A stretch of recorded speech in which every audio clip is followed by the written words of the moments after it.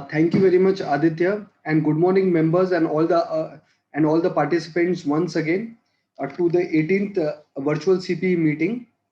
So the theme of today's topic is impact of artificial intelligence on auditing and accounting profession. So members means the first time when I came to know about artificial intelligence was at that time I was using the iPhone and I instructed the Siri, okay, please call so and so person and please text so and so person. The Siri did that work, and uh, and after that I used some so say for example some voice recognition softwares, and after that we came to know that Tesla has come up with a driverless cars. So the entire world is now going through a transition, and everywhere the artificial intelligence is taking over the human beings, uh, the activities which are traditionally done by human beings. And likewise the artificial intelligence has also come in the accounting and auditing profession, and I may not be mistaken, profession auditing and uh, the auditing and accounting profession will be done in a different manner in the coming years. To explain this in detail and how this will disrupt the profession and how it will look like, so we are having today the master blaster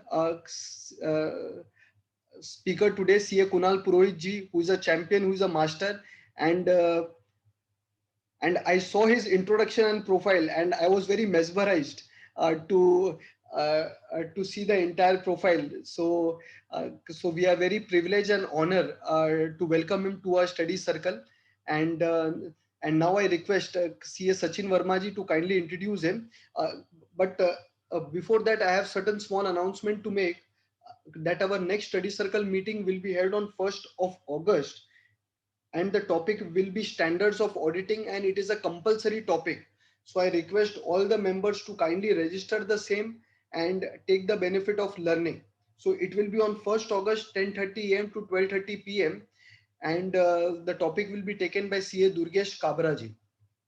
So now over to you, Sachin Vermaji, to kindly introduce the today's learned speaker, CA Kunal Purohit. Uh, Thank you, Deepak. Thank you, Deepak, for giving me this opportunity. Definitely, as Deepak rightly mentioned, this the impact of artificial intelligence on accounting and auditing is going to be huge. And definitely, I believe it will be much more useful to us as a chartered accountant. And we will definitely have to look into it in a different way. Normally, we are still stuck with traditional methods, but yes, artificial intelligence is the way forward, and we will have to look into it. Uh, Today's speaker, Mr. Kunal Purohit ji, uh, I'll just give you a brief background about him. As Deepak rightly mentioned, his profile is very interesting and inspiring also. Kunal Purohit ji is the founder of Settlement, a software company based out of Mumbai. Just to give you a brief background about Settlement, it's a technology platform that simplifies and automates business transaction using artificial intelligence. Kunalji has 17 years of cross-functional experience in technology, business, and outsourcing service sectors. Prior to starting with Settlement, Kunalji was the country head India and senior vice president finance at Integron, a knowledge process outsourcing company.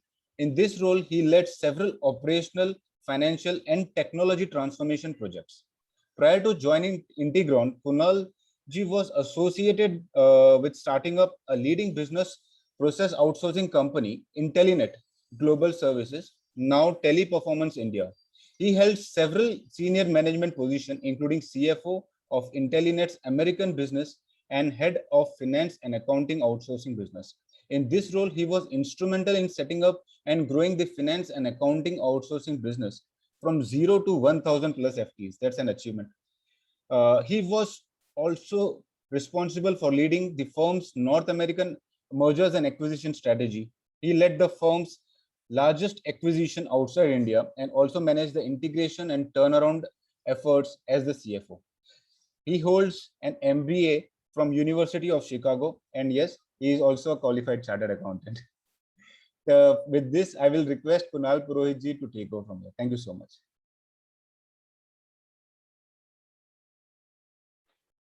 Thank you, everyone. Thank you, Deepak ji, Jitendra ji, and Sachin Verma ji for bringing us together for this session. I really appreciate the opportunity to be among all the chartered accountants who are members of the Andheri and Oshiwara's study circle. So before I jump into the presentation, I would like to begin with a short video, which kind of will outline how we plan to have this discussion today. So let me just share my screen.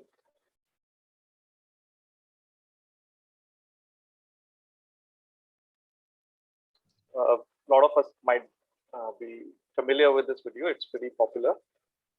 Is a machine.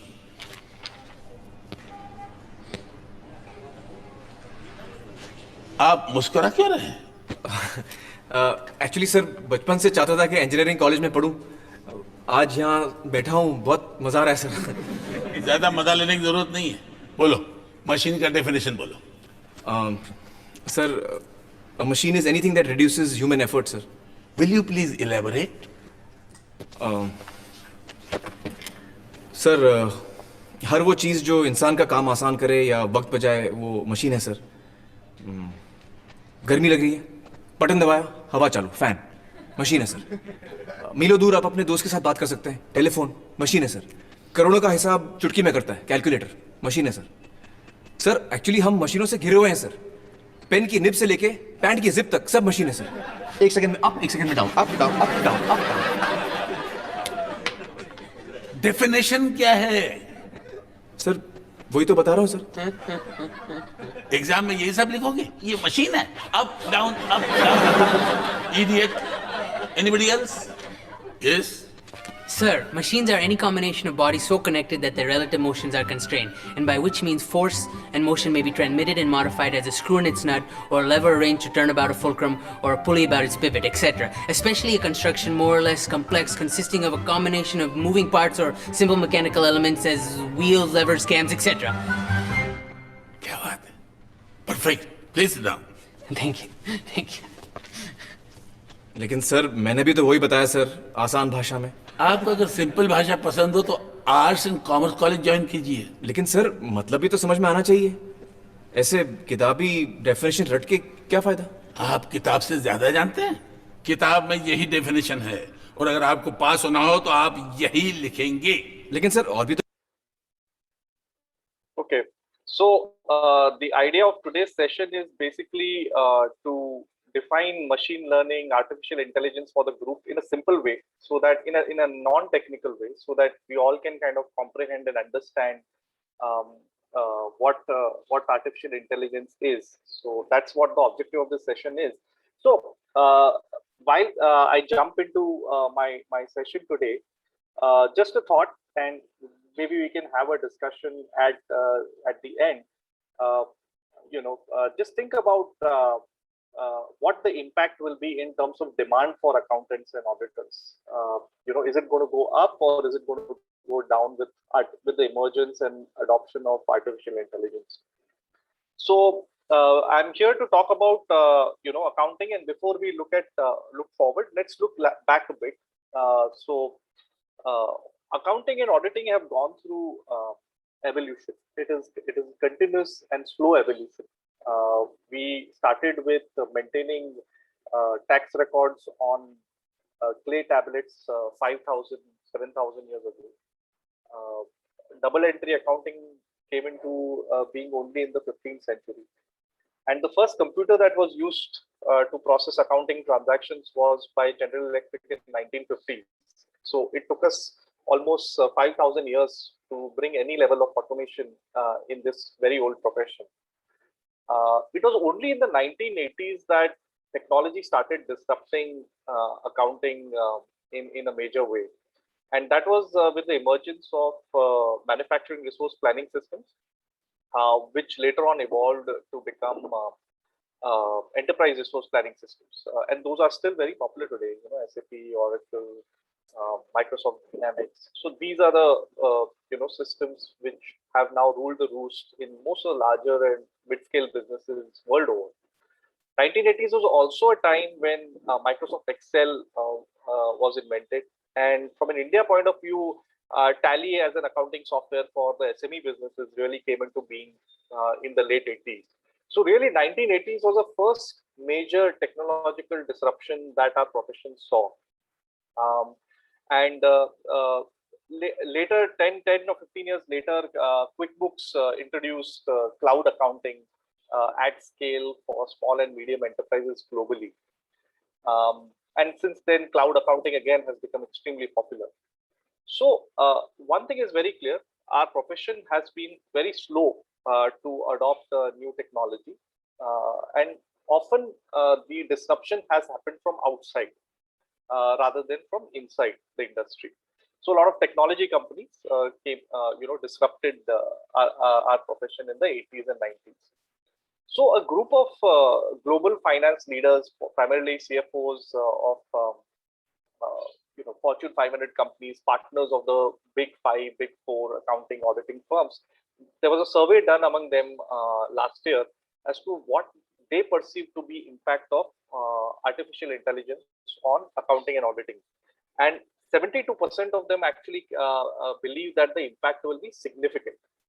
The question arises, why such people who are really visionaries, thought leaders, who have got a lot of foresight, why a lot of them, actually a majority of them, believe that the impact of AI on accounting and auditing is going to be significant. So let's understand that. So accounting and auditing are expensive and daunting functions in any business. There's a lot of paperwork, internal controls, manual work, reconciliations involved in this domain, and with that comes high costs. With that comes also high risk. A single manual error, clerical error, can have significant consequences from a business point of view. So but the good news is that majority of the work that accountants and auditors do is repetitive in nature. And artificial intelligence is known to be a very good tool to automate manual and repetitive tasks. So in that sense, this combination of AI and accounting and AI and auditing is a very robust one, is based on solid fundamentals rather than on pure hype. So now let's understand what is AI in a very simple way. So AI is essentially a computer program. It is which is capable of performing human-like tasks. Now, when we say it's a computer program, it's largely a statistical model. So any statistical model, you give an input and it gives you an output, right? So AI model, being a statistical model, works exactly in the same way. So you feed data into an AI model, a computer program, and it gives you the output that you want. So you define the output that you want from the AI model. And the way AI model is able to deliver the output to you is, it learns by rote learning. Rote learning is basically ratta maar ke seekh jata hai. So we all know, we've all learned Income Tax Act and Sales Tax Act, and now the GST Act while passing our CA exams. We learned by rote. So we got an input which was a textbook. We mugged up the sections and the provisions and the clauses, and we produced it when the question was given to us in an examination. So an AI model works, when it learns by rote, it works exactly in the same way. You give the input data to the model, and you tell the AI model that when you get this input, please give this output. So when that AI model encounters that input in the real world, it will automatically produce the required output. So that is where the AI model is learning by rote. Second is a slightly more complicated AI model, which is basically learning from experience. Now, this is where once you become chartered accountants, now we have started auditing, filing tax returns, advising clients on tax planning and other areas. So whatever we had learned by rote to clear the CA exams, now a lot of it may be relevant, but experience has its own values. We learn a lot of things when we appear for appeals in front of ITAT or High Court. We learn a lot when we actually auditing transactions and preparing working papers. So that is similarly, an AI model also learns by experience. So here, what happens is, again, we give a lot of data into the AI model, and we tell the AI model what is the output that we want. Now the AI model on its own will study the data that has been given, will interpret it, will analyze it, and will give you the output that you want. Okay, so that's how it works. Now, one of the most counterintuitive, you know, uh, uh, you know, things about AI is everyone thinks it's a new technology. All the hype around AI, artificial intelligence, has come only in the last 5 to 10 years. But it's a really actually old technology. It's been around for 70, 75 years now. So question arises then, what really prevented us from doing all the commercial applications that we're talking of in the last 5, 6 years earlier? Well, there are two primary factors which are, though it's an old technology, there are two primary factors which are driving adoption of artificial intelligence at a commercial level right now. Number one is AI requires data, and it requires a lot of data.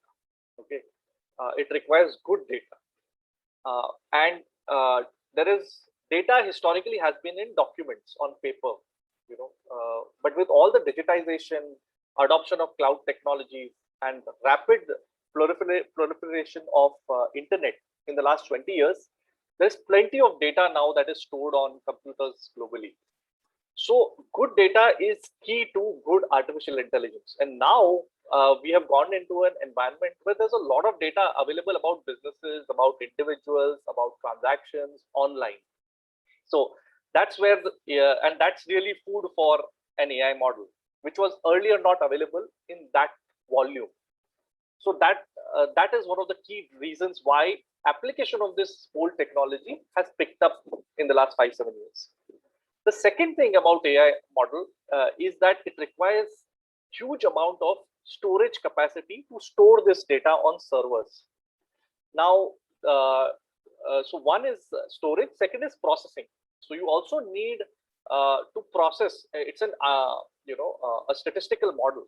So when you feed, say, millions and millions of rows of data into a model, you need huge amount of computing power to actually process that data also.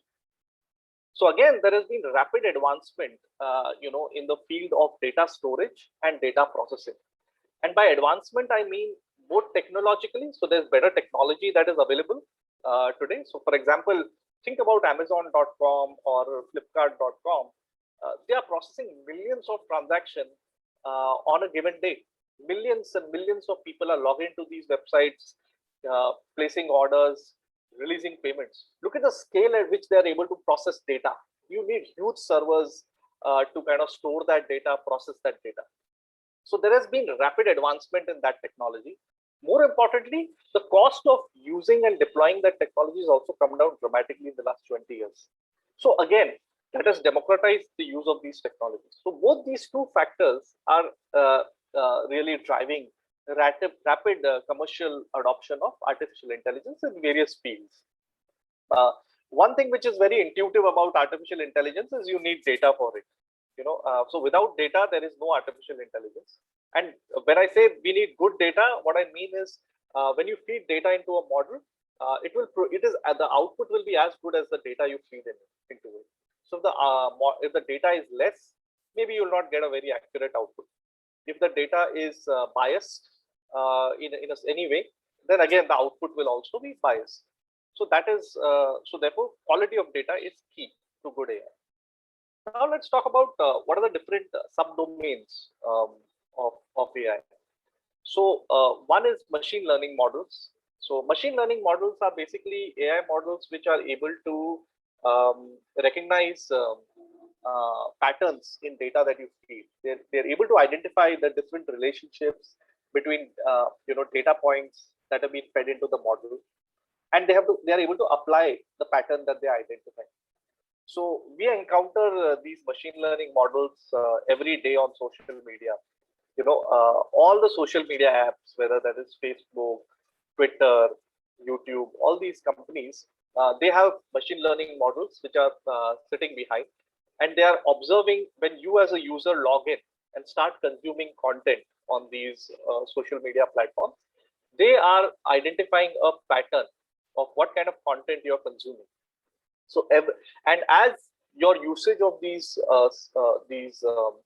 social media platforms increases, they're able to kind of profile you very, very accurately, and therefore produce relevant content for you. So every time, as once the model has understood what kind of person you are, what kind of content you consume, it is able to very easily scan the entire internet and fetch the relevant content for you and produce it in front of you every time you log in. So machine learning models is what these social media platforms are using. Second, more complicated, domain of AI is natural language processing. And I think Deepak ji kind of talked about a little bit, gave an example of that. So that is basically an AI model's ability to understand and interpret human language, written or verbal. So Alexa, which is a virtual assistant of Amazon, and Siri, which he mentioned, are good examples of natural language processing, models. Some of you who do online banking, when you log in, or even using any online platform, often you see that in the chat box, you're not chatting with an individual, but in effect, you're actually chatting with a robot, with a bot which is answering any specific questions that you have. So that again is a natural language processing application of AI. The third one is computer vision, and that is basically an AI model's ability to analyze images and draw conclusions from them. So, for example, iPhone X, can recognize the face of its user. That would be an application of computer vision. So these are broadly the three subsets of artificial intelligence. So it's very clear that artificial intelligence is all around us. We have computers and computer programs driving drones to protect our borders. They'll soon be driving cars. They're driving vacuum cleaners at our homes during the lockdowns. Many of us bought those vacuum cleaners which automatically go around your house and clean it up. They're doing medical diagnosis. So there are models which are more accurate than doctors. So you feed MRI scans into these models, and they are able to detect whether the tumor that you have is malignant or non-malignant. We're at an accuracy of 99.9999%, and much more accurate than what a doctor would do. So AI is going to disrupt a lot of professions, not just accounting and auditing, and they're going to disrupt in a good way. So let's talk about accounting, because that is what is relevant to us. So what is going to be the impact? What are the functions which are going to get impacted by the emergence of these corporate bot keepers, if you will? So accounts payable is clearly one of the most labor-intensive, rule-based activities in finance. If you have 100 people in a finance department, you can be rest assured 65 to 70% people are actually doing, supplier bill entry, supplier payments, reconciliation, handling inquiries, and all of that. Any large business would have that number. So a well-designed artificial intelligence-based system can actually reduce your cost and number of people involved by over 90%. It can completely automate your data entry, your accounting entries, matching with orders, GRNs, approvals, payments, etc. That is what AI is, and I'll share a case study of that later in our conversation.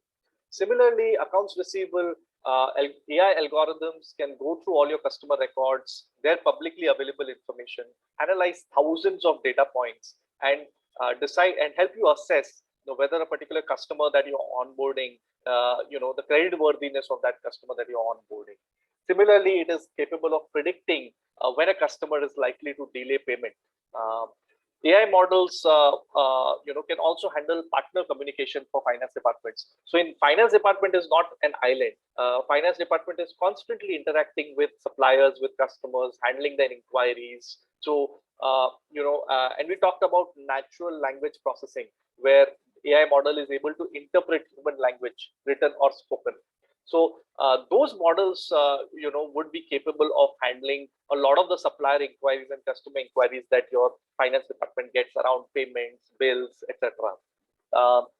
General ledger, well, AI algorithms can sit on your database where your financial data is sitting, and on a continuous basis, in an invisible manner, go through your accounting transactions 24/7, identifying missing approvals, identify errors in your data and reconciliations, and pass adjustment entries. So continuous and invisible accounting. So your books of accounts are always accurate. Month-end close. So that is one of the most critical activities in corporate finance departments. Finance departments spend on average about a week and a half to close the books every month and report the numbers to shareholders and promoters and CEOs. So roughly about 18 weeks in a year. And this whole process that I discussed about general ledger, where you can do invisible and continuous accounting 24/7, can actually crunch your month-end process completely. Number two, AI models can go through all your journals, identify missing accruals, identify journals which are high risk or which require manual review. And so you only, rather than looking at all your trial balance and all your general ledgers, you just focus on specific transactions which have been flagged by the AI model. Cash flow forecasting, another very critical activity. Every business is planning cash. So cash flow forecasting often happens in many businesses. It should happen daily actually, because your daily position in terms of bank balance, the money that came in, the money that went out is changing. But most businesses don't really have the ability to do bottom-up forecasting on a daily basis. Small businesses tend to do it on a monthly basis. Slightly bigger businesses are doing it on a weekly basis. Cash flow for AI models can study your cash flows of last 2 years, 3 years, identify seasonal patterns, identify the patterns in your customer payment history, your supplier payment history, and use all that data to kind of do a forecast of what your likely money, what your likely cash flow is going to be on a daily basis for the next 80 or 90 days. And this they can do on a real-time basis rather than on a weekly or a monthly basis.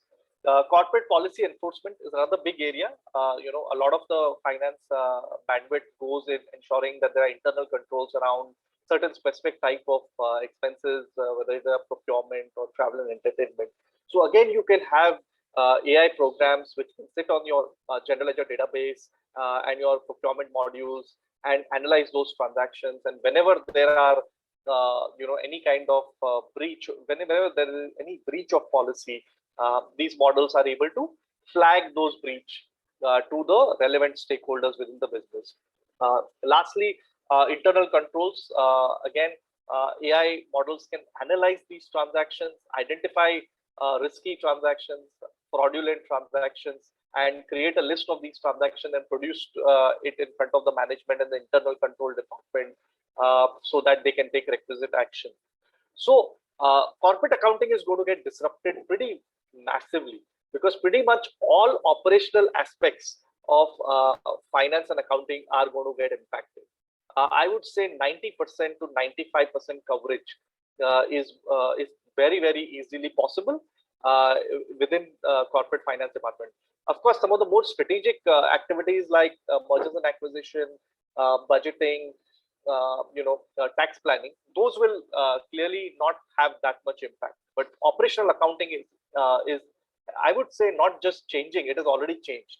So there are lots of AI models, AI programs which are already disrupting some of these functions that I've discussed on this slide.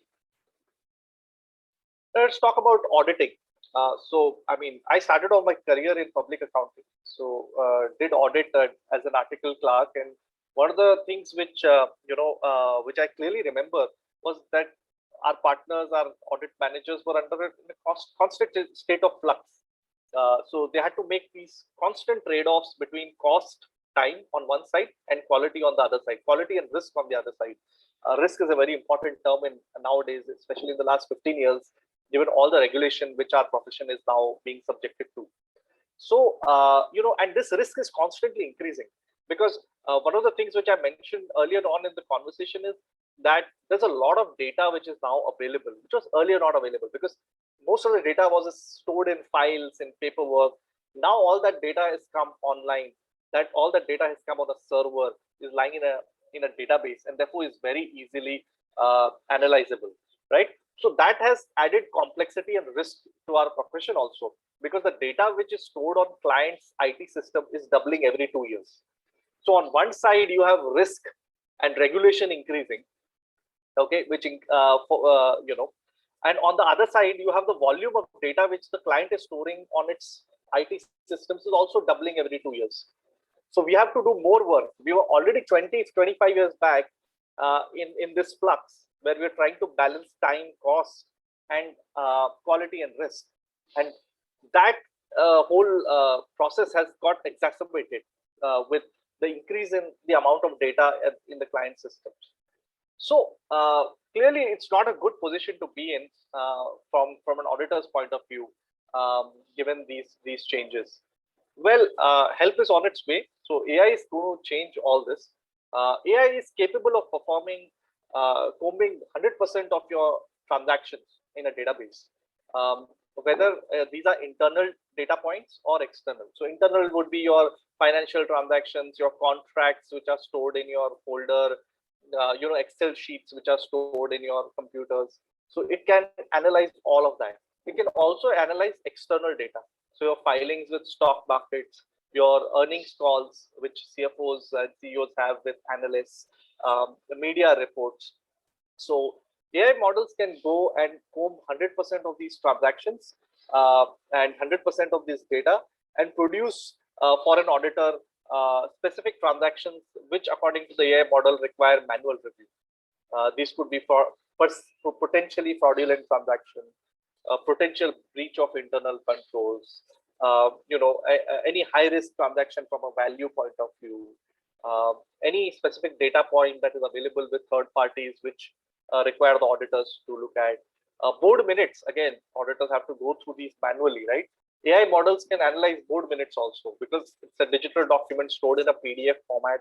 The model can read the document and identify specific points in the board minutes, which the auditor should take cognizance of as he or she kind of forms an opinion on the financial statements. And it is capable of doing this at a breakneck speed, very quickly, and at an extremely high accuracy rate. So just think about it. We were already struggling on representative sampling techniques, you know, so we can actually do away with that. Instead of reviewing only a sample of the transactions, auditors can look at 100% of the transactions, and at a lower cost, lower investment of time, and at a much higher accuracy rate. So AI is actually going to disrupt auditing as a profession in a good way. And some of the large firms have historically been really at the forefront in terms of investing in and adopting new technologies. And clearly the big four, big five firms have invested millions of dollars already in developing these type of AI systems. So I'll share a few examples with you. So Deloitte has its own proprietary tool, which is basically what it does. It classifies lease contracts into operating leases and finance leases. So think about, you know, a retail audit, brick and mortar retail, you know, could have 1,000 stores, you know, and each store has a lease contract attached to it. You know, as auditors, you have to take a sample of these lease contracts, go through them, identify the key terms, and then accordingly make a decision on what kind of accounting you're going to do. The Deloitte tool, you can feed all your lease contracts, and what it does is it classifies automatically which lease contracts are operating leases and which are finance leases at a very high accuracy rate. So and then you can cover 100% of the lease contracts here. Similarly, not all lease contracts were born equal. So there are lots of lease contracts which are different, which have unique terms. So the model is also capable of giving the auditor a list of lease contracts which are unique and different than, you know, the cookie cutter run of the mill lease contracts. So these contracts can then be manually reviewed by the auditor. instead of relying purely on the AI models analysis. Similarly, PwC have their own proprietary tool, which again they deploy on the customer's database, and it is able to go and read all the journal entries which the customer has passed right through the year, and review 100% of the journal entries, and it produces a list of specific journal entries which appear to be suspicious, which appear to be material, and potential fraud.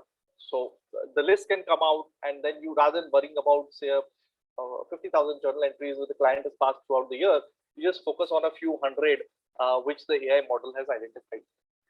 Inventory verification, you go, EY has experimented it. So the first two examples that I shared with you are fairly evolved.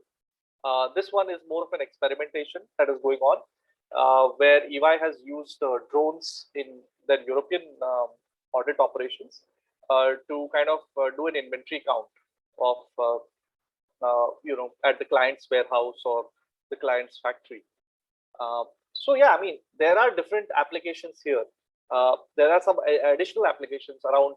We talked about facial recognition and computer vision as one important subset of artificial intelligence. So audit involves an important aspect of audit is really interviewing the auditee, where you interview the management and the key stakeholders within the business. So you can record these conversations and feed these conversations videos into AI models. And AI models are really good at identifying when the client is giving you misleading answers. So then you can again probe further on those aspects. Another application in the auditing space, which I think is going to be extremely popular, is auditors always look for corroborative evidence. So when you produce any sales numbers, purchase numbers, you always look at some other operations data which correlate with the financial numbers. Let me give you an example. So when you're looking at sales and expenses at any store of a retailer you're auditing, you are always looking at a store level why revenue for a certain store has gone up or why cost has gone up. So AI models are capable of helping you kind of build correlations, corroborative evidence, which will help you get more confidence on these type of analysis. So in case of a store,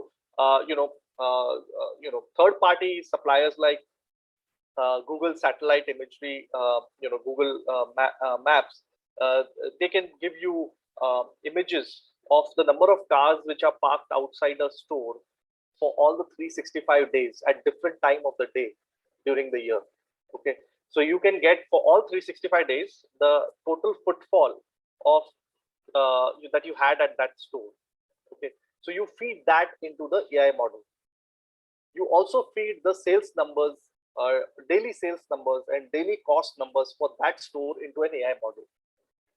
And AI model will then build a correlation between the number of cars it can see in the image that you fed, okay, by hour, okay, and build a correlation with the number of cars in the picture with the sales and expenses for that particular day. And it doesn't take like hundreds of hours to do this. Okay, it is able to do it in a matter of like an hour, very quickly able to identify that out of the 365 days where there is a positive correlation, which is a good thing, because if you have more footfall at a store, increase in revenue and increase in cost can be justified. And wherever you have negative correlation, those are the days when you would actually probe for. So the application of AI is really limited by creativity of accountants to kind of design these type of systems, which can completely change the way we audit or the way we account for transactions. So all of this sounds great, but what are going to be the key challenges for us to kind of move to this ideal state where costs are low, risk is low, coverage is high, and audit fees is high. That is like the best thing that could happen to our profession. So clearly, one of the biggest dependence that is not technology. Technology is already there; it is capable of doing all this that I've just told you. Okay, it's fairly sophisticated. There's no new intellectual property that needs to be built. It is really data, getting good quality data from third parties as well as from the clients, because there will be ethical norms which will come and act as a hindrance. There's client confidentiality which is involved. So getting this good data and creating this good data reservoir will take time, and which is what a lot of these audit firms have been doing. Second is clearly reduction in billable hours is going to be a reality. So that will put pressure from the client side, saying that you were doing this audit for 5 weeks earlier. Now you do only for 1 week. So why do I need to pay you so much? So those conversations again will create hindrance. From an audit firm point of view, they will always be thinking, why should I adopt a technology when the client is going to have this type of discussion? Well, the answer is very simple. Whenever we have made those type of choices, disruption, that has not really prevented the disruption. The disruption always happens. Accounting, when it was manual, people would have thought, oh, jobs are going to go away. Business for audit firms is going to reduce when computer systems came in to do all the accounting and all the auditing. Well, that still happened, right? I mean, so this hindrance will be organically taken care of. So the benefit of AI application both in accounting and auditing, clearly the cost is going to go down for us. The time involved in executing tasks will go down. Risk, which is one of the most important factors in our business, is also going down. So all things we want to go down will actually go down, and accuracy is going up, controls is going up, ease of doing business. If we have to get the work done with fewer people, it's always easier. It's always easier to scale a business which is not very heavily people dependent, because whenever you bring people in, you have recruitment, you have training, you have retention, a lot of other things. So that becomes a big friction point as you scale your operations. So clearly, ease of doing business, ease of scaling business is going to dramatically increase with the adoption of artificial intelligence in accounting and auditing. So AI is clearly going to alter the landscape in accounting and auditing. So one is, we can hope that things will take care of themselves. Why do I need to be proactive about handling this change? Well, that's clearly not a good strategy, because this disruption is a massive disruption. Okay, it's bigger than the disruption we saw in 1980s and 1990s when accounting was digitized. This is a much bigger disruption. So let's be clear. Certain types of jobs are going to go away. Okay, most of these jobs are going to be your routine jobs like data entry, manual reconciliation, manual vouching of transactions. All these lower level clerical activities are going away, but they are being replaced by higher value jobs. So you will need capability within finance departments, within audit teams, to manage data. So bring data in, store them on the system, manage data models, manage data mining and data analytics. So there's a new function in finance and auditing that is going to get created. Also, as we will reallocate working hours away from these lower level clerical activities to higher value activities like client service, sales, analysis and analytics. So, yes, there will be loss of jobs, but there will also be new jobs which will be coming in. And our job is our work is definitely getting more interesting. One thing that's pretty clear. Because as chartered accountants, we always like rather than routine tasks, all of us are very analytical by virtue of the training that we get when we are doing CA or articleship. So clearly, we will really enjoy doing this type of work, the new work which is coming. Accounting teams will become more diverse. And again, let's look back again what happened after the technological disruption of the 80s and 90s. If you look at most accounting firms, medium sized and large, they started creating these separate practice areas which were more focused on technology and where technology and accounting intersect, right? So we had these information system auditors, we had these ERP implementation practice, we had several other domains which are at the intersection of technology and accounting, which actually developed. We did see accounting firms and auditing firms which historically were 100% chartered accountants, went to a slight change in mix. Now you had 10% MBAs, engineers, or even chartered accountants who were certified system auditors. These type of people started getting hired in accounting and auditing teams in the early 2000s. So you saw that there was an increase in diversity in in the accounting firms. Well, this disruption is going to really make this make us much more diverse. So you are going to see more engineers, more data scientists, more statisticians who will be part of corporate finance, who will be part of corporate audit teams. Okay, and so how do we handle this change? So clearly, I mean, there's training which is going to be critical, and we are all very used to. One thing which is good about our profession is that this is a profession which is constantly learning. So unlike a management graduate who can learn only from experience, chartered accountants, lawyers, given the technical nature of our profession, we are constantly updating ourselves and learning ourselves, learning new things, right? In fact, now it is mandated by the institute.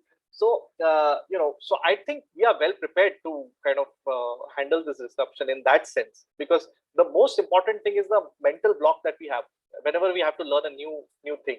So clearly, our curriculums will change. You will have more focus on statistics, not just on double entry accounting system, income tax act. Yes, we will all continue to learn all that, but there will be a very specific focus on statistics as a domain, which will have to be added into the accounting curriculums, whether at the BCom level or chartered accountancy. And there are, of course, online tools which are also available, which are very sophisticated, which can help us bridge this knowledge gap for where we are and where we want to go. Accounting procedures will have to be updated. The accounting standards will have to be updated. So there will be a change both at the macro level, at the institute level, as well as at the firm level, to make sure that the transition from the current state to the future state is smooth. So so let's be prepared for that change. I will now share with you a few case studies which will actually, so whatever I've discussed with you is not in the future, it's already happening. So the examples that I've shared with you, whether in the accounting domain or whether in the auditing domain, I'm not talking only about the future. A lot of it is already happening. So I'm going to share with you a few case studies where those things which we discussed have already been accomplished. So the first one is accounts payable, because that is one of the most as I said, completely manual, repetitive tasks in finance teams. Typically what happens is when you get a supplier bill, you would check it, you would match it with the order, you would match it with a goods receipt note in Tally or in the accounting system which a client is using. And then once the matching is done, then you will get it approved. And some accountant would sit down and pass an accounting entry deciding which head the bill should be booked under, whether it's a raw material purchase or a capital goods purchase, or it's a revenue expense. And if revenue expense, then what type of revenue expense it is. So there's a fair amount of manual work involved in those, and some decision making involved in booking supplier bills as well as paying supplier bills. So I'll give you an example of how that entire process is completely automated, and zero data entry, zero paperwork, nothing, absolutely. So here, what in this particular case study, what we've done is basically we created a unique email ID. Okay, So let's say the customer who wants to process a supplier bill, his name is ABC. So we create a unique email ID for every customer, abc@settlement.com. Okay. Now suppliers, instead of sending paper bills, will send in the bill to that email ID. So all accounting systems today, whether it is Tally, whether it is Excel or Zoho, Oracle, SAP, they have the capability to email the customer invoice. So suppliers would store this unique email ID which we have created, abc@settlement.com, in their customer master while creating a customer invoice. And then the email lands into this this digital mail room that is there. Now there is an AI model which is working 24/7. As soon as the bill arrives in the inbox, it is first extracting all the data which is there on the bill, namely the name of the supplier, the GST number, the branch from where the goods were delivered, the branch to which the goods were delivered, the GSTIN of the supplying branch and the receiving branch, the invoice number, the invoice date, the due date, okay, any shipping related information or challan number which is given on the bill, the items that have been purchased, the quantity, price, tax rate, the HSN code for those items, okay, any discount that has been provided at an item level or at bill level, any delivery charges. So roughly about 20 fields need to be captured on a bill. All those 20 fields get captured at an extremely high accuracy rate. The next thing which the AI model does, it is classification. Now this is the job of an accountant. An accountant makes a decision whether a particular bill is a legal expense or printing and stationery, or it is a raw material, or is it finished capital goods. If it's the raw material, I could be dealing with thousands of raw materials in my item master, right? So, and the bill might have 5 items. The AI model is able to identify, which are the items which I have bought. So item names vary, right? Your supplier might call an item XYZ and you call the same item ABC in your system. The AI model is capable of doing this classification, identifying whether it is what type of expense it is or which raw material have you purchased. Okay, so extraction, classification. Then it does automatically matching with the purchase order that you might have issued. It also matches it with the GRN which the factory or the warehouse has created. And once this is done, you can again program it to automatically fix any issues. So if the bill does not match with the purchase order, it will automatically amend the purchase order, okay, and send it for approval, the amendment for approval. And once the purchase order is approved, then it will send the bill for approval. So as a approver, I will be notified, that I need to approve the bill. I can see the extracted data. I can look at the image of the bill that I have received, and I'll click approve. Once all your approvers have approved the bill, I will sync an accounting entry into your accounting system, which could be Tally or SAP or Oracle. So think about it. The journey from a supplier system who created a customer invoice and emailed it to me, okay, and then the AI algorithm did what it was supposed to do and routed it for approval, and then someone approves it on mobile and the entry goes into your Tally. That journey is less than 2 minutes. Can be. I mean, if everyone is online logged in, it takes less than 2 minutes. It is without data entry. It is without any paper. It is at 100% accuracy. So manual person doing the same thing can make errors in data entry. Sometimes I book an expense in miscellaneous expense. Sometimes I book the same expense in printing and stationery. But the AI algorithm will not make that mistake. It will keep on booking that bill in the printing and stationery expense account. Manual person can forget to deduct TDS on a bill. AI algorithm will not forget about deduction of TDS. Manual function can make an error in matching the bill with the order or the GRN. AI model will not get it right. It's going to be 100% accurate. Okay, so it's significantly more accurate. It's from a user point of view, it's a lot easier. I just have to click approve and the entry gets passed. It comes at a lower cost of operation and a extremely high level of internal controls. So that is the kind of things which have been accomplished from an automation point of view. Similarly, there are similar level of automation on the collections and the cash flow management side, where AI model is able to study your entire payment history by customer, by supplier of the last 2 years or 3 years. Identify what your payment patterns by customer, by party, or by supplier is.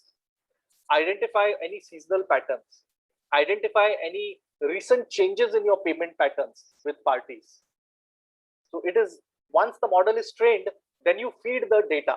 Data is what? My current outstandings, my current bills which are payable, my current receivables which are collectible. Now the model has got trained. You feed this data, it is able to project your operations cash flow immediately. It gives you the cash in, cash out on a daily basis for the next 90 days. Okay, and you can click on it and you can drill down to specific bills and specific invoices. And this cash flow is getting refreshed real time. Every time a new invoice comes in the system, the cash flow refreshes. Every time a new supplier bill comes into the system, the cash flow refreshes. You can manipulate it in just the way you manipulate an Excel sheet. Okay, and your cash flow, gives you intelligent alerts. So when you're releasing payment to the supplier, cash management is extremely critical, right? So when I'm releasing a payment to the supplier, it will notify me saying, hang on, you don't need to release this payment today. This person generally takes 44 days to get paid. Today is day number 40. So you can delay this payment by another 4 days. Okay, I don't have to calculate that. It will automatically alert the moment I'm releasing payment. Similarly, when I'm trying to collect money from customers, it will specifically identify customers who are likely to pay me faster, because there might be, in a trading business or any other business, there could be thousands of invoices which are outstanding and I have to send reminders to the customer. So it will actually identify for my sales team, which is responsible for collections, which invoices. The salesperson is always short of time. You give him a list of 100 invoices, well, he has to sell also, right? So the model will actually tell the sales guy that there are 100 invoices in your list, focus on these 4. They will pay you faster based on patterns that the model has picked. Similarly, the model is able to completely automate the follow-ups with the customer, sending automatic reminders to the customer. When customer responses come in, responding back to them automatically. So there is that level of automation. So think of it, 80% of finances paying suppliers, collecting from customers, and managing cash. If you have like say 20 people doing that, 20 people doing work in your corporate finance, 15 would be doing payables, receivables, and cash management. Those 15 can be brought down to 1 or 2, and the performance can be significantly increased using artificial intelligence models. So that's all I had. I think from a conceptual point of view, what AI is, what are the functions or specific roles which will get impacted, and then I've shared with you a few case studies, real case studies, which will actually help you comprehend as to what kind of technologies are there, which can be used. Thank you, Kunal sir. Yeah. So I'm open to answer any specific questions that the group may have. Yes, sir.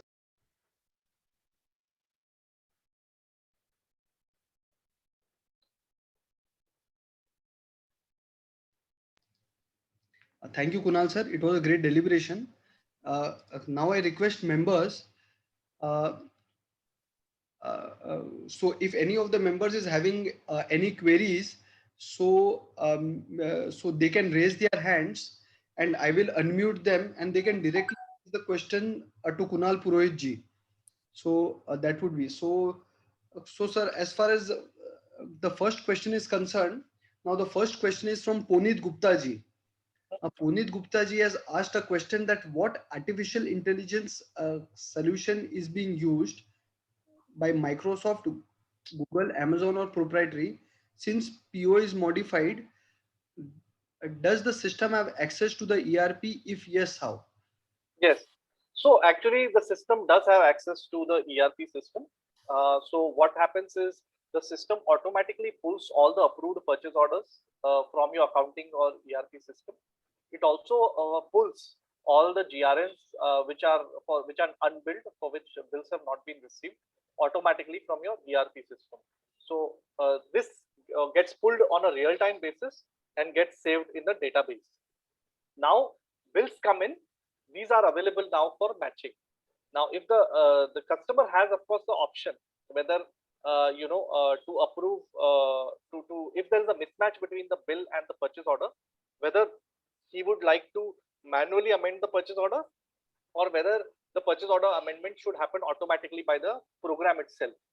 So, of course, if the program is automatically amending the purchase order amendment has to be approved first. So, what the system does is, first, if there's a mismatch between the PO and the bill, it first automatically amends the purchase order, sends it to the approver for the amendment for approval. Once the approvers have approved the amendment, it reattempts the match between the amended PO and the bill, which was earlier mismatching. And now, because the PO has been amended and the amendment has been approved, the matching will happen and the bill will now get routed for approval. So that's how the system works. And as I said, the syncing of approved purchase orders and GRNs is automatic. Every time you create a purchase order GRN in your accounting system, it gets synced and into a database and into the AI database where it is ready for matching. Thank you, Kunal ji. I hope Puneet Gupta ji, I request you. So I will unmute you, Puneet Gupta ji, and you can directly ask question to Kunal ji. That would be great.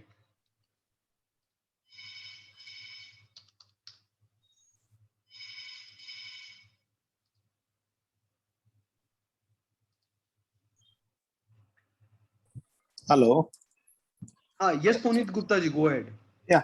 Kunal ji, what I wanted to understand is, are you using a proprietary AI algorithm, or is it one of the standard algorithms which is provided by Microsoft or Google? No, so we have our own proprietary algorithm. So do you provide the pre-trained algorithm for a new customer, or for every customer you have to retrain the AI model? No, so the model is already there. It is capable. You just need to feed data into it. Now, data varies by customers, right? So, so whenever we have to train the model, it doesn't mean building a new model. The model remains constant. The building blocks are already there in place. What the model is waiting for is data, and data varies by person. So every new customer, we feed the data and it takes say a half a day to get trained, and then it is usable. Okay, that's what I was asking. That for every customer, the model will have to be trained. Yes, so every client of an audit firm or whatever, the model has to be trained. Of course, certain problem definitions which I talked about, training may not be unique for every, because those problems remain the same, right? Like the example that I gave, where number of cars outside stores, you need to build correlation with the sales and cost changes for that store, right? Now, this is a problem definition which remains constant regardless of who I am auditing, right? So here, I don't need to train the model again and again. Right. So how, like we are, let's say, talking about invoice processing, or payment processing. So what volume of training data is required to get it working? So it depends on what so data need increases with the complexity of the activity. So let's look at cash flow forecasting.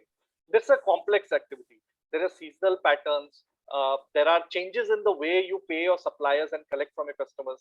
Aaj se 2 saal pehle, someone was paying me in 30 days. Now that same customer is paying me in 45 days because of COVID, right?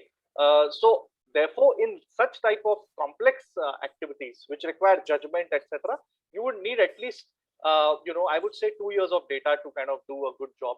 And most of this data is available. Tally allows you to store 8 years of data or 10 years of your accounting data, right? So it's not difficult to get this data from, say, a system even which is slightly more archaic like Tally. Talking about the bill processing function, there we don't need data. That is a rote learning model. Okay, so that is a simpler function to automate supplier bill processing. So udhar data ki zarurat nahi padti hai. Data is required in cash flow. Okay, got it. Thank you. So there's one more query from Mr. Harshad Shah. Unmute him. Sir, please, if you can ask the question directly. See, my question is, Tally is a very widely used software where a lot of people are using it. So, what kind of functionality in the Tally is where the AI is used so that we can know this thing while doing the auditing. So you're talking about auditing? Yeah, auditing Yeah. perspective. Yeah. So Tally mein jo your data is there which needs to be audited. So each year is a new company in Tally, right? So and it's a very easy to kind of take the entire data, the entire folder, okay, where you have all your transactions, and then you build a tool to put it to push the data into the AI, the audit model. Okay, and now you define it for the AI model. Now, what are the things that you are looking for? So you could be looking for high value transactions above a certain this thing. You could be looking for specific journal entries which are deliberately which are looking different. एक तो journal है जो हर महीने आ रहा है X amount का, and one journal comes only once. So it's not a recurring journal; it's some one-time journal, or maybe twice it has come. So the AI so what AI is, as I said, it's a statistic model. Statistics के अंदर one very important concept is that of an outlier. Anything which is different. See, auditors are always looking for something which is different, right? The outliers is where the fraud is mostly happening. Outlier is where most of the errors are happening.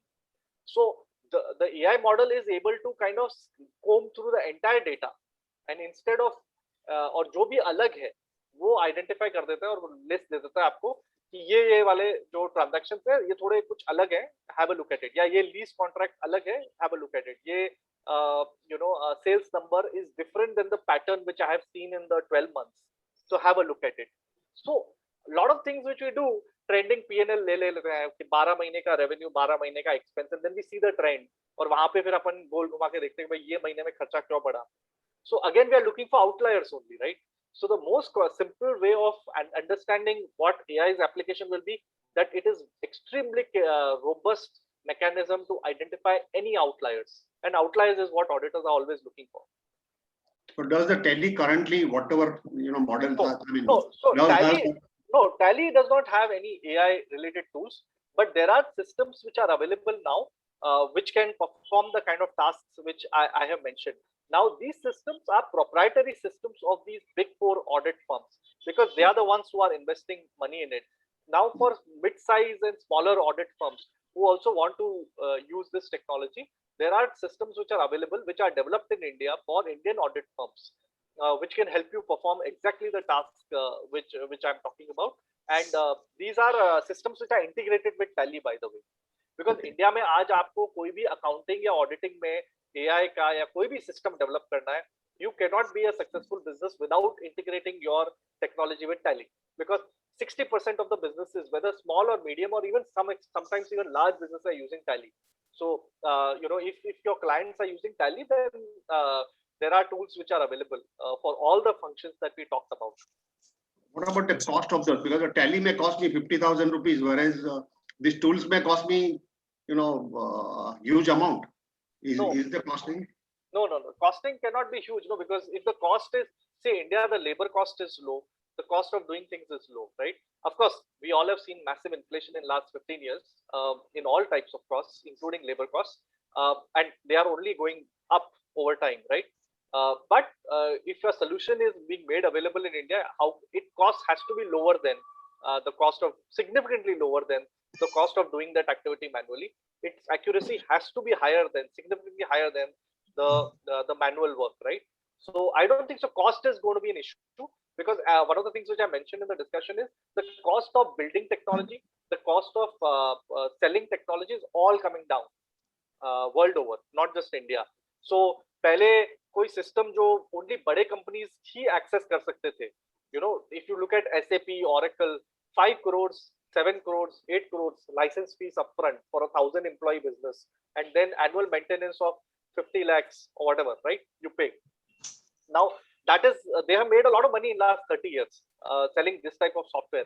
But now the disruption is so massive that the cost of making this latest technology available to you whether it's blockchain, whether it's artificial intelligence, has come down dramatically. So cost will not be the reason why AI adoption will not be there. So AI will be I can tell you, in bill processing, even small and medium enterprises in New Zealand, US, UK, they are having access to this type of technology for a really throwaway price. So price is not the issue. Thanks. So you could just give some examples what AI you are talking about. A small and medium-sized practitioner could also inbuilt in their systems or something, like 3-4 vendors or something. So we can also contact them and at least get AI at least started, because it will take some time to implement. Not like I buy today and tomorrow yeah, everything online and everything is getting audited. Yes. But we are process, I think it would take at least 3 to 6 months. Yeah. So, I mean, I could definitely share with you a list of the providers, based on our own research of what are the different models available. These tools are developed in India for Indian businesses. So, and they are integrated with Tally. So, audit tools are already available, which can help you accomplish these type of tasks. Yes, because as you rightly said, most of the businesses are still on Tally, and they are adding TDLs and everything to improve the get the output, desired output. So Tally would be the best for the audits. Yeah. So see, one of the biggest disruption in accounting profession, especially for SME space, is going to come from companies like ClearTax. Because they're going to change the way the way accounting, tax filing, etc. is going to get done. And ClearTax is moving from a service model to a technology model now. So where they're developing their own tools, their own technologies to make things happen. And they know that the Indian SME market is close to about 50 lakhs businesses or 40 lakh businesses. That's a big enough market to kind of cater to. And when you're selling at that scale, no other country in the world has such a large number of SMEs, by the way. Not US, not UK, not Europe, all of it put together, right? So the scale at which we are operating, just look at telecom costs. You go anywhere in the world, nowhere will you pay such low, charges for data or for this, because a lot of our infrastructure gets deployed, gets shared with 400, 500, 700, 800 million people, right? So therefore that reduces the fixed cost of delivering that service to you, whether it's a telecom tower or anything. Same thing applies to technology, right? So if you're going to serve 5 million businesses, your cost of supporting those 5 million, a lot of your overheads cannot get distributed. So ability to provide it at a very reasonable price is always there. Cost of selling may be high because to reach out to customers, but that's also an initial investment which most of these companies like ClearTax, etc., are willing to make because they have the money. Zomato, for example, has thrown money at the problem, acquired customers at a loss. But once you've got the customers, then the ability to service them, your variable costs are lower, and you can always make good money at that scale. Because now Zoho Books or QuickBooks also, you can say they are tapping the Indian accounting field also, because they are giving anything on cloud and app based, and anywhere you can do the entry.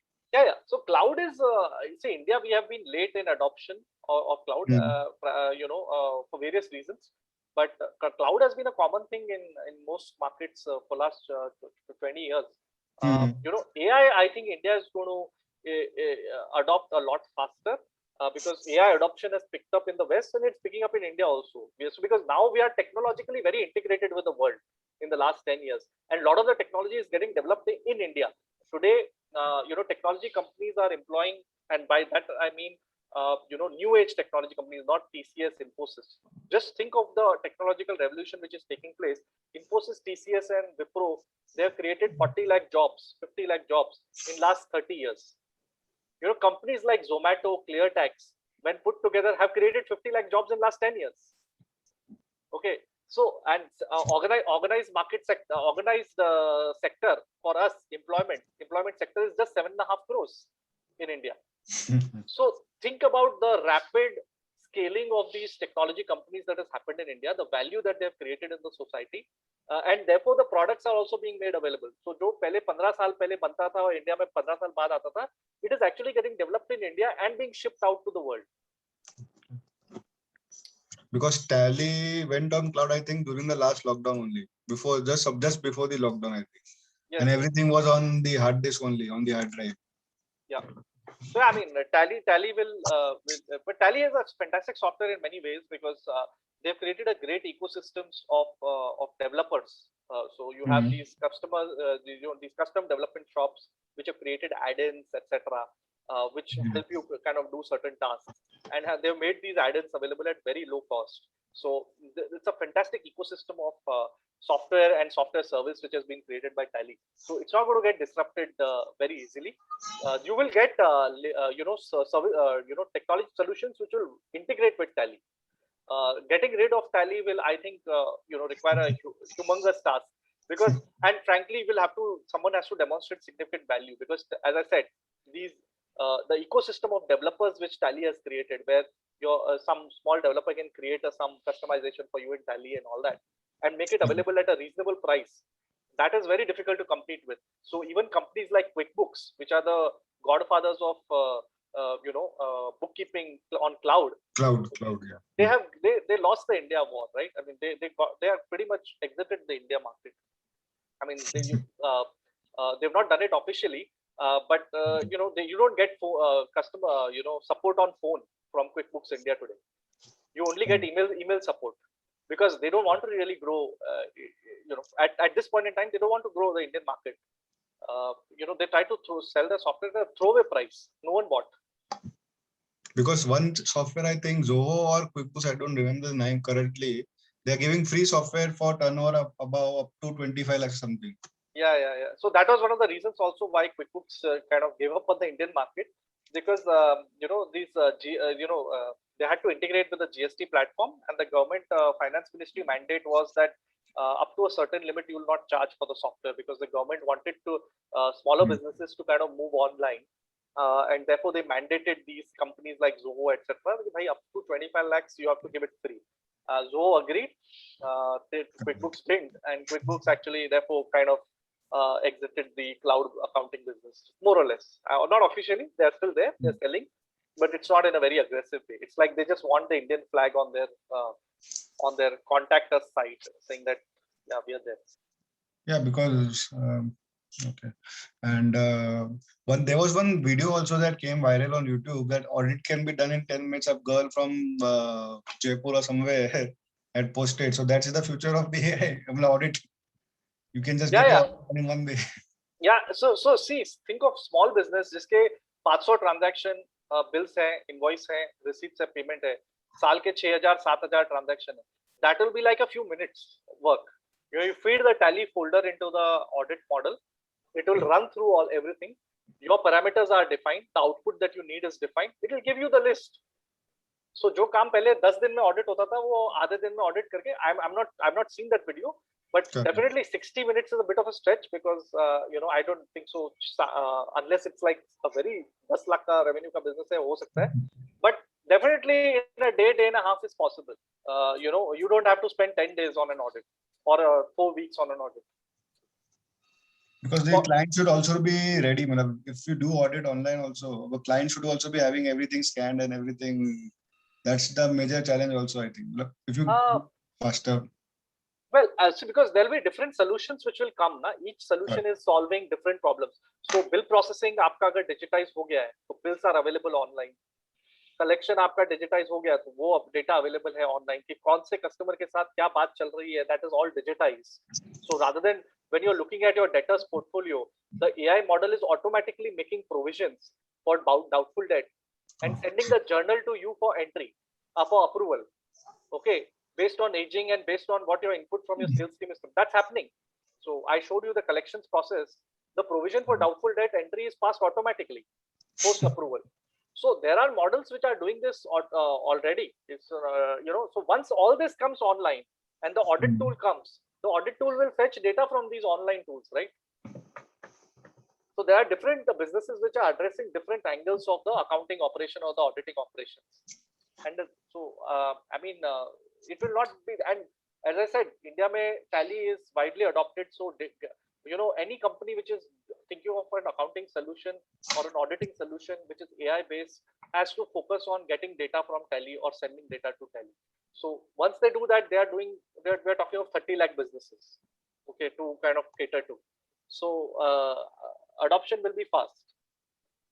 Yeah, because Zoho and QuickBooks were first of all just came in India, that we are offering everything what Tally is already offering. Yeah, And yeah, they started to sell, but they were not so yeah. I big mean reach. I mean they will offer the same accounting. तो क्या है, debit, credit, payment वही आने वाला है. But the fact is, Tally's differentiator comes in its ability to customize. Okay, when I say customize, meaning at a very low cost. You have developers available in your neighborhood who will do it, who will write a report for you, who will customize the invoice screen at a very low cost. QuickBooks can't fight that. Zoho, I think, is a good software. Is trying to fight that. Let's see. I mean, it's difficult to say how they kind of will do it, but it will take some doing. But then the market is also changing. You have second generations, third generations coming into businesses who are technologically savvy, who appreciate certain things. So yeah, I mean that change is also happening. So I won't say that never say never. So I won't say that Tally can never be dislodged, but it will be different. It will be a humongous task. Not because Tally is a great software. It is a good software, but the service providers that ecosystem that has been created, I think, is the biggest. So who are non-Tally employees? They're not Tally employees. Okay, they are the biggest distributors. They are the biggest differentiator for Tally today. Yes, sir. Yes. Thank you. Over to Utkarsh. So any more questions, members? So we can unmute you and you can directly ask Kunalji. Any more questions? There was one DM to me that presentation would be shared, not this. Yeah, please go ahead and share this presentation. And once I share the list of some of the solutions, Softwares, that yeah, can also yeah. be shared.